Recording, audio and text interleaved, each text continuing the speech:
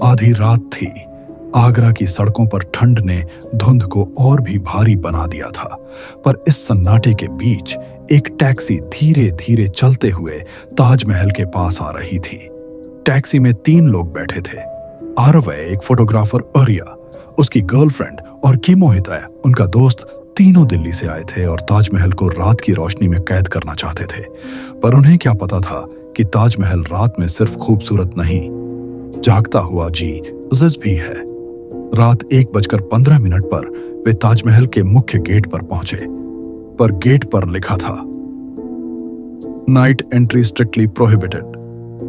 आरव बोला, हम यहां तक आ गए हैं, 1-2 फोटो ले लेते हैं।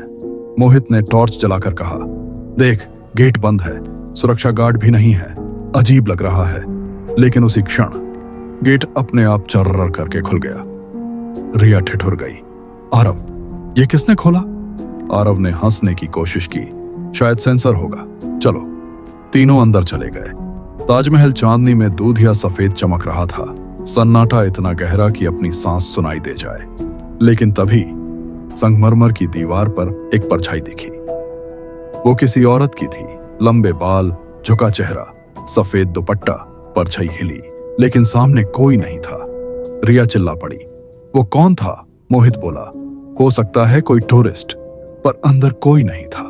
सारा परिसर खाली। आरव ने कैमरा निकाला। मेरे कैमरे में कैद हो जाएगा।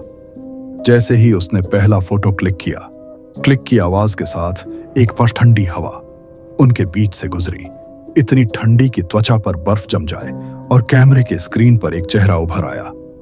आंखें उत्काली, चेहरा धुंध में घुला हुआ, और होंठों पर एक डरावनी मुस्कान। उनके पीछे कोई खड़ा था। तीनों डरते डरते मुख्य मकबरे के पास पहुंचे।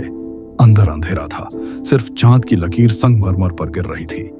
अचानक कहीं गहराई से रोने की आवाज आई, मानो कोई औरत बिलख रही हो। रिया ने आरव का हाथ पकड़ा। ये मुमताज की आवाज लग रही है। उसी समय दीवार पर उंगलियों के निशान बनते गए, जैसे कोई अदृश्य हाथ अंदर आने का इशारा कर रहा हो। मोहित बोला, हम वापस चलते हैं, यह जगह सही नहीं है। पर देर हो चुकी थी। संगमरमर की जमीन उनके पैरों के नीचे हल्की हल्की कंपकंपी सुते पैदा कर रही थी, जैसे कोई नीचे से चल रहा हो। अचानक सामने अंधेरे में एक औरत का सिलहूट दिखा। सफेद अनारकली, लंबे खुले बाल, चेहरा झुका हुआ। वह धीरे धीरे उनकी तरफ बढ़ी। रिया ने डरकर कहा, मैम, आप कौन हैं? औरत ने चेहरा उठाया। चेहरा इंसानी नहीं था। आंखों की जगह काले गड्ढे, होंठ फटे हुए, गला आधा कटा हुआ। वह कांपती आवाज में बोली, मेरा शाहजहां कहां है? और फिर अचानक हवा में विलीन हो गई। तीनों डर कर भागे और बाहर निकलने की कोशिश की, लेकिन गेट जहां से वे अंदर आए थे गायब था। उसकी जगह सिर्फ एक सफेद दीवार थी। मोहित चिल्लाया, ये दीवार अभी यहां नहीं थी। और तभी ऊपर से अजान जैसी धीमी आवाज आई, पर उल्टी भाषा में, अजीब, अनसुना, डरावना। आरव का कैमरा अचानक खुद ब खुद रिकॉर्डिंग मोड में चला गया। स्क्रीन पर लिखा आया, you are not allowed to leave. संगमरमर की दीवारें हिलने लगीं। अंदर से आवाजें, सैकड़ों लोगों की फुसफुसाहटें। वो सब जिनकी आत्माएं ताज के निर्माण में मारी गई थीं। इतिहास कहता है कि श्रमिकों को मार दिया गया था ताकि वे दूसरा ताज न बना सकें। उनकी आत्माएं आज भी कैद हैं। और आज वे तीनों सुन कैदियों की अगली सूची पेतीफोते उखाली सोचस में थे। फुसफुसाहटें तेज हुईं। रुको, रुको, रुको। ठंडी उंगलियां उनके पैरों को पकड़ने लगीं। रिया चिल्लाई, हमें छोड़ दो, हमें घर जाना है। और तभी गेट अचानक वापस अपनी जगह दिखाई दिया। तीनों दौड़ते हुए बाहर निकले। जैसे ही बाहर आए, द गेट धड़ाम से जोर से बंद हो गया, और साथ ही सारी आवाजें, परछाइयां, रोने की आवाजें, सब गायब। सुबह के सुरक्षा गार्ड ने उन्हें देखकर पूछा, तुम लोग रात में अंदर कैसे पहुंचे? थोड़ी पहले ही मुख्य गेट की चाबी मुझे जमा की गई है।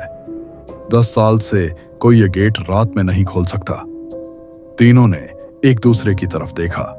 काले चेहरों वाली वह औरत, ठंडी उंगलियां, फुसफुसाती आवाजें, कुछ भी मानवशट नहीं था।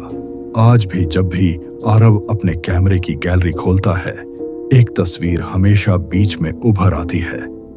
संगमरमरोज पर खड़ी वही औरत और उसके नीचे लिखा होता है, आई एम स्टिल वेटिंग।